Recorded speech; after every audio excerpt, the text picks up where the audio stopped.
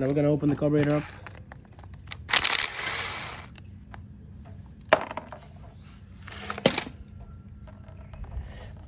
That gas is really nasty. Oh, you can see the carb is in not really good condition. A lot of junk in there. Oh man, all of this is just really old gas. I mean, this gas is probably put in there about maybe even a year ago, and it was just sitting.